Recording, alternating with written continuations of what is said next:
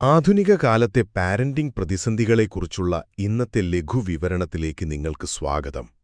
പണ്ടുകാലത്ത് ഒരു വലിയ ഗോത്രം ഒന്നിച്ചു ചെയ്തിരുന്ന കുട്ടികളെ വളർത്തൽ ഇന്ന് നമ്മൾ അണുകുടുംബങ്ങളിൽ ഒറ്റയ്ക്ക് ചെയ്യേണ്ടി വരുമ്പോഴുണ്ടാകുന്ന മാനസിക സമ്മർദ്ദങ്ങളാണ് നമ്മളിന്ന് പ്രധാനമായും നോക്കുന്നത്.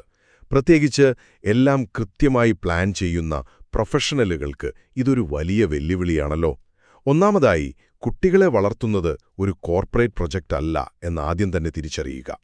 ഓഫീസിലെ സിസ്റ്റം ഒപ്റ്റിമൈസേഷനും കോർപ്പറേറ്റ് ബുദ്ധിയുമൊക്കെ കുട്ടികളുടെ മേൽ പ്രയോഗിക്കാൻ ശ്രമിക്കുമ്പോഴാണ് യഥാർത്ഥത്തിൽ നമ്മൾ പലപ്പോഴും പരാജയപ്പെടുന്നത്. അതുകൊണ്ട് ആ ഒരു ശീലം ഈ ആഴ്ച തന്നെ നമുക്കങ്ങ് മാറ്റാം കേട്ടോ. രണ്ടാമതായി, നമ്മൾ കൃത്യമായ ഇൻപുട്ട് നൽകിയാൽ ഉടനെ ഔട്ട്പുട്ട് തരുന്ന യന്ത്രങ്ങളല്ല കുട്ടികളെന്നെപ്പോഴും ഓർക്കുക.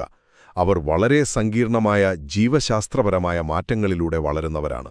അതുകൊണ്ട് ഒരു ഗ്രാമം മുഴുവൻ ചേർന്ന് ചെയ്യേണ്ട വലിയൊരു ഉത്തരവാദിത്തം നിങ്ങൾ ഒറ്റയ്ക്ക് ചെയ്യുമ്പോഴുണ്ടാകുന്ന ആ കുറ്റബോധമുണ്ടല്ലോ, അത് പൂർണ്ണമായും ഒഴിവാക്കാം. അവസാനമായി, രാവിലെയുള്ള കുട്ടികളുടെ വാശിയും കരച്ചിലുമൊന്നും ഒരിക്കലും നിങ്ങളുടെ പാരന്റിംഗ് പരാജയമല്ല.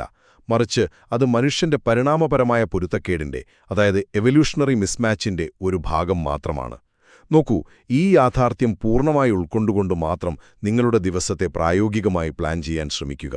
ചുരുക്കത്തിൽ, കുട്ടികളെ വളർത്തുക എന്നത് ബുദ്ധികൊണ്ട് നിയന്ത്രിക്കാവുന്ന ഒരു കോർപ്പറേറ്റ് ടാസ്ക് അല്ലെന്നും ഒരു വലിയ ഗോത്രം ഒന്നിച്ചു ചെയ്യേണ്ട കാര്യമാണ് ഇന്ന് നിങ്ങൾ ഒറ്റയ്ക്ക് കഷ്ടപ്പെട്ട് ചെയ്യുന്നത് എന്നുമുള്ള വലിയ യാഥാർത്ഥ്യം എപ്പോഴും ഓർക്കാം.